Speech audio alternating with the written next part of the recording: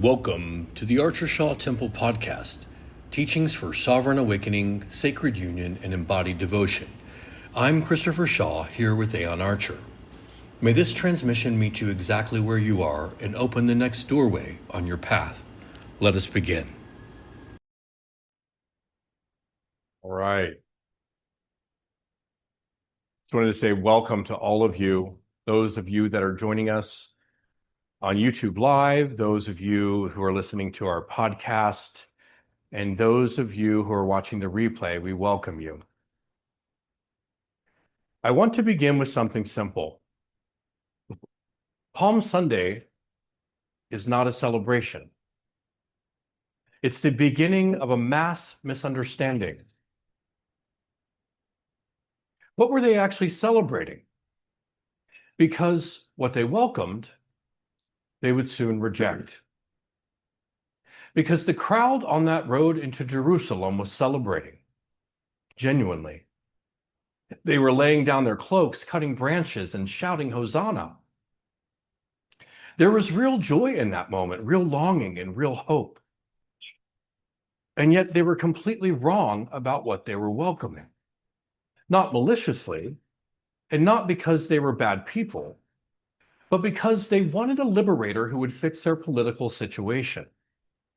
And what walked through that gate, who walked through that gate, was something far more demanding than that.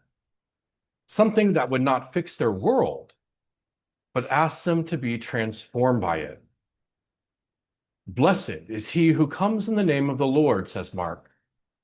They knew the words. They just didn't know what they were saying yet. And honestly, neither do we. Not fully. Not until we've lived a little more of this week. Because what begins as celebration very quickly becomes confrontation. So here is the first teaching of Holy Week, and it's a hard one.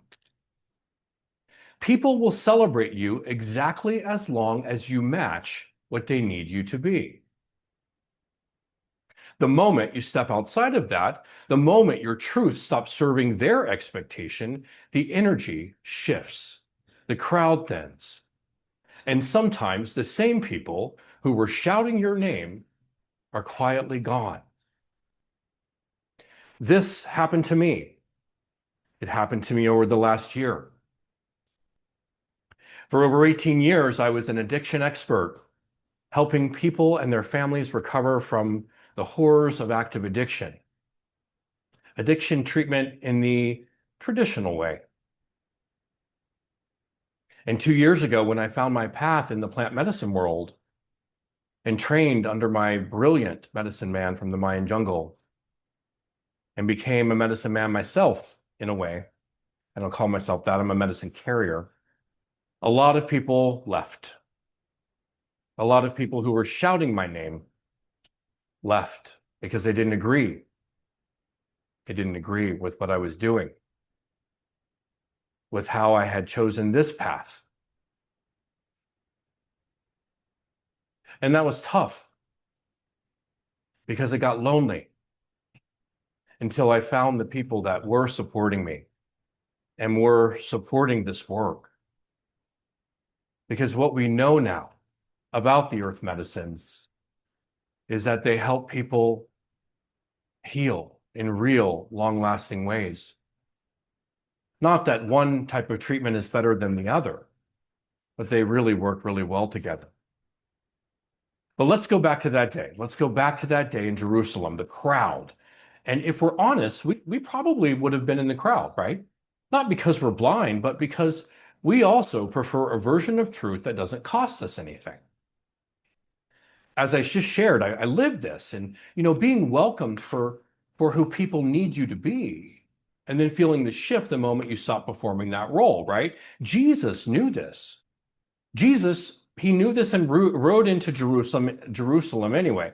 And he doesn't ride in on a war horse. He rides in on a donkey, humble, deliberate, and unhurried, as if he's saying, I know exactly who I am, and I'm not going to perform something larger just because you're watching. And that choice to remain true in the face of projection is what begins to set everything else into motion. Because when truth doesn't conform, it doesn't just get misunderstood, it gets tested. And so that's where the story moves next.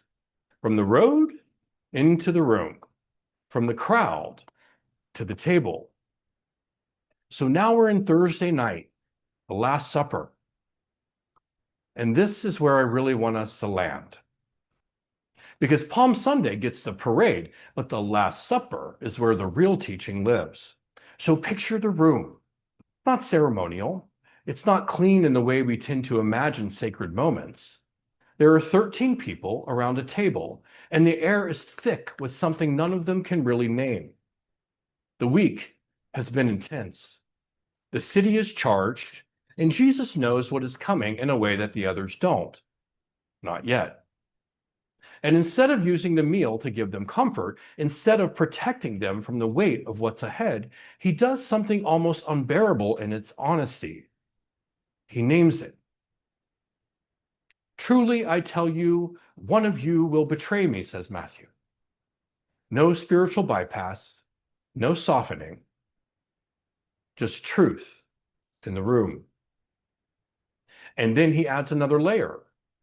Before the rooster crows, you will disown me 3 times. He looks directly at Peter, the strong one, the loyal one, and says, you too will fall. Not as condemnation, but as truth. That table, it's not full of villains. It's full of people who love him and still won't stay when it gets hard. And that's the shift. We've moved from misunderstanding to exposure. Because once everything is exposed, you find out what is actually real. The Last Supper is not about perfection. It is about seeing clearly without collapsing. Jesus is not surrounded by enlightened disciples who have it all together. He's surrounded by betrayal, fear, confusion, ego, love, and devotion, all in the same room, in the same people, sometimes in the same breath. And he stays. He doesn't leave. He doesn't protect himself. He doesn't curate who gets to sit at the table. He washes their feet. Let that land for a second. The enlightened teacher gets on the ground, kneels, and takes the dirt and dust of their lives into his hands. This is not a symbolic gesture. This is a direct confrontation with every hierarchy we've ever built around power. Power is not dominance. Power is not image. And power is not control. Power is the capacity to remain open, grounded, and in service, even when you could have chosen otherwise. And once you see that, you just can't go back to the old definition of strength. And then, right in the middle of all of that tension, Jesus does something even more radical. He brings it closer. Not theory, not teaching, but embodiment. While they were eating, Jesus took the bread, broke it, and gave it to his disciples, saying, take and eat. This is my body. Matthew 26:26. I've sat with this for a long time, and I keep coming back to the same thing. This is where religion ends and responsibility begins. Jesus is not creating something to be admired. He's removing the distance. What I am is not separate from you. The sacred is not out there. It's not in a building. It's not in a hierarchy. And it is not in something you observe from a distance. It must be taken in, metabolized, lived. But most people would rather worship the bread than become the body. Because one is safe, and the other will cost you your life as you know it. And that's the real turning point of this night, the moment where following stops and becoming begins. And when everything begins to break after this, when the pressure actually hits, we start to see who remains. Mary Magdalene. According to the text, she's not at the table. I'm not sure if that's true, but if you follow the thread of Mary Magdalene's presence throughout this week, she is everywhere that matters. She's at the cross when most have scattered. She's at the tomb, and she is the first to see what rises. Why? Because she embodies something the text never names directly, but shows over and over again: presence without the need for certainty. She is not trying to interpret the moment, she's inside of it. The disciples, they keep asking, what does this mean? What are we supposed to do? But Mary, she keeps showing up. And that's the final movement of this teaching. From misunderstanding to exposure to embodiment to remaining. So what is Holy Week actually inviting us into? Not belief as a transaction, not performance, not saying the right things and appearing spiritual. It's asking this: can you sit at the table when the truth becomes uncomfortable? Can you remain present when the illusion starts to break? And can you embody what you claim to follow instead of just speaking about it? The real question isn't whether you believe the story. The real question is, would you have stayed in the room? And if we're honest, most of us wouldn't have stayed. The Last Supper is not the end of the story, but it is the last moment before comfort disappears. And it is where most people quietly begin to leave. Jesus doesn't leave. He breaks bread. He washes feet. He looks at the people who are about to scatter and says, take this in, not as memory, but as a living substance. And now the question comes all the way back to us. This week, we'll ask you to sit at that table, not literally, but in your own life, in your own moment of pressure, in whatever is costing you something right now. The question Holy Week keeps asking, from the palm branches to the bread, to the cross to the empty tomb, is not, do you believe this happened? It is, are you willing to let it happen in you? Let us close in prayer. Divine light, in us, through us, and as us, we come to the table. Not as those who have figured it all out, but as those willing to remain. In the places where we have been misunderstood, bring clarity.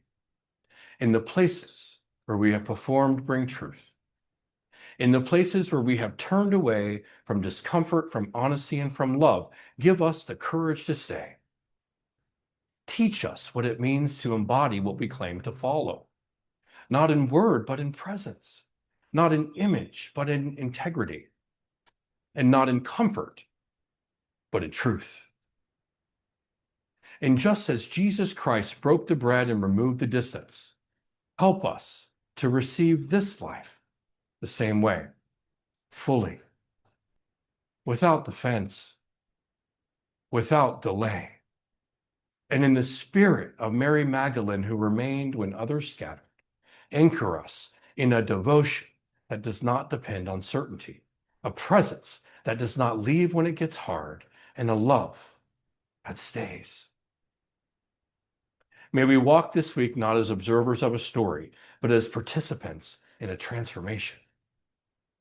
Let what needs to fall away, fall away. Let what is true remain, and let us have the strength to stay at the table until something real is born. Om Namah Shivaya.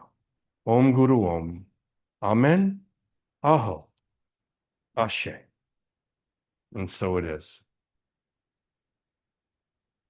Aeon will now lead us in a guided meditation to embody the teaching.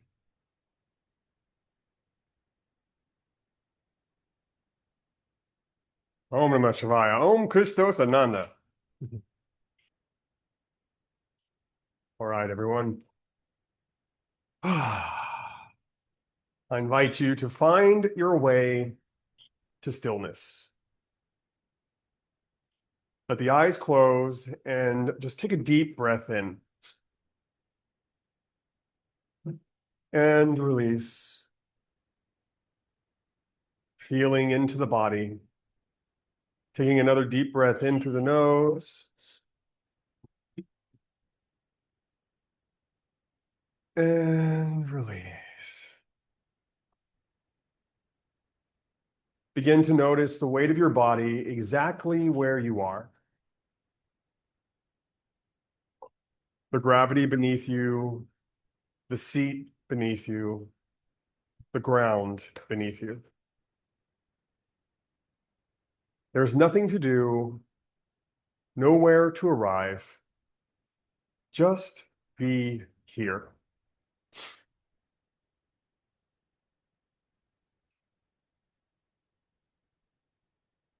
Let the breath find its own rhythm now. You don't have to guide it. Just notice it moving. The rise, the fall, the small moment between them.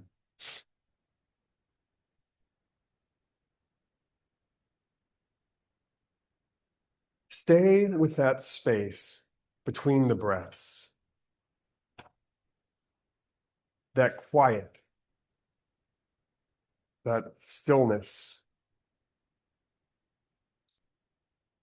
It's already here. It's always been here.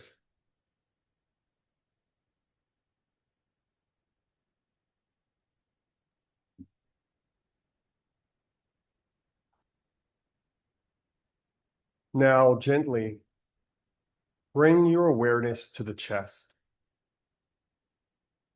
Not a thought about the chest, the actual felt sense of it. What is alive in there right now? Just notice. No naming, no fixing. Just a quality of attention.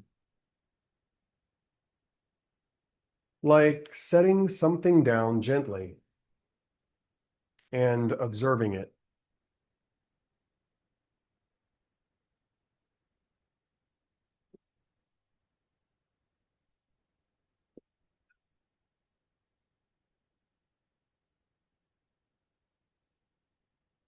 Now I invite you to let something in, something that is already present, but that you may have been holding at a slight distance. I love you. A truth, a feeling, something in your life right now that is asking to be closer. Not thought about, closer. Breathe it in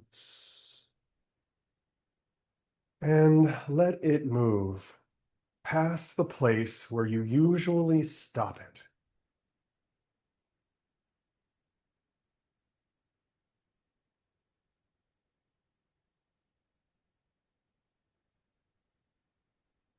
Let it land in the body.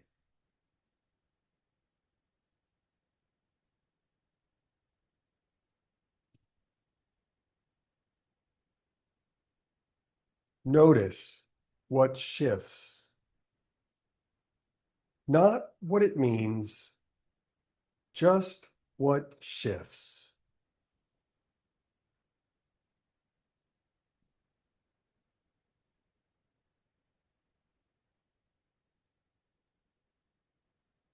And now, feel into a place in your life where you are being asked to remain. Not to solve, not to understand, just to stay. Where is that?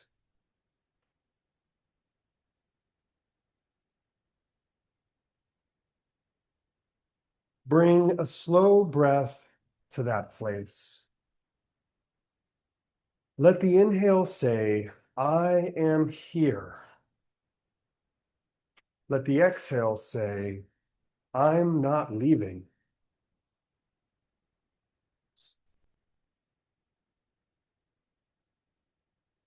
Again, inhale, I am here. And exhale, I'm not leaving.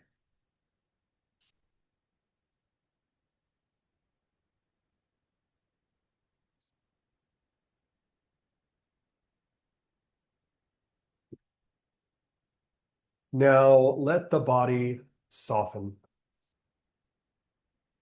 Let the hands open. Allow the face to release. Notice what it feels like to be held. Not by an idea, by the ground itself, by the breath itself. Something underneath the effort. Something that has been steady the entire time.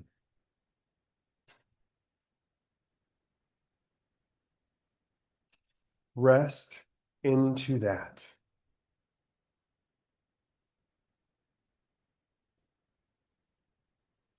Surrender into the stillness.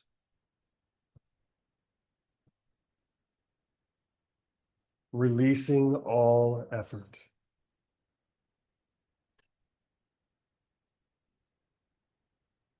Arriving at a vast, spacious state of being.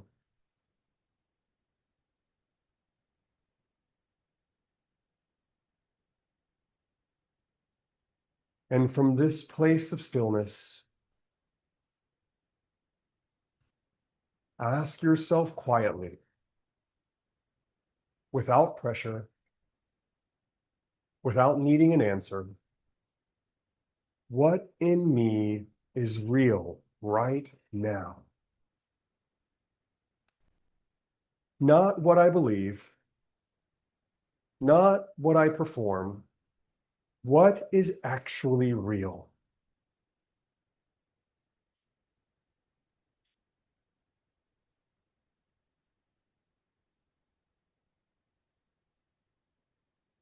Let whatever arises simply be seen, not judged, not managed, just seen.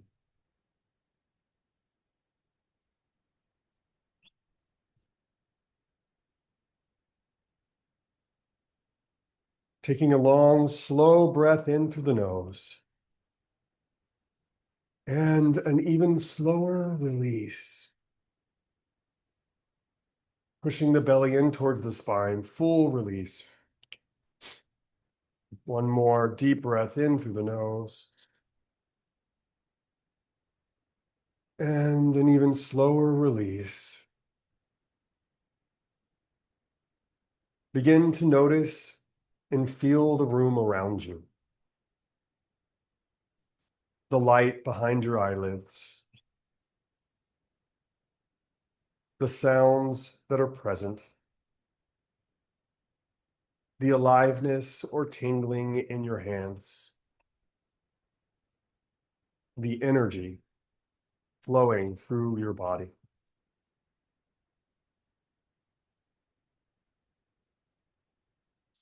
When you are ready, very gently, let the eyes open. Now, you don't need to name what just happened. You don't need to do anything with it. Just carry this space with you. The stillness is not something you leave behind. It goes where you go. Om Namah Shivaya. And so it is. And now Christopher will lead us in our offering.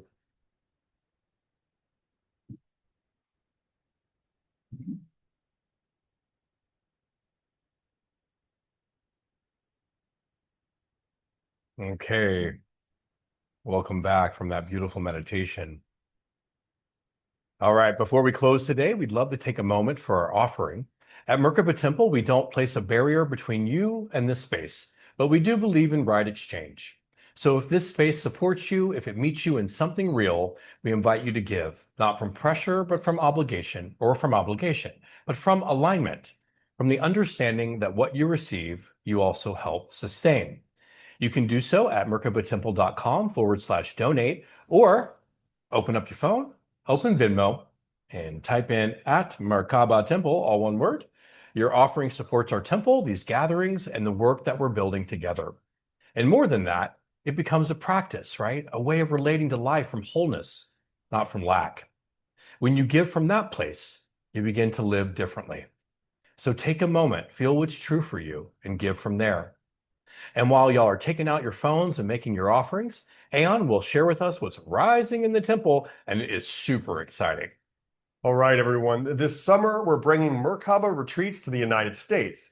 Yes, you heard that correctly. Woo! We will be in Evergreen, Colorado for a limited summer immersion series. 2 retreats designed for deep reset, clarity, and realignment.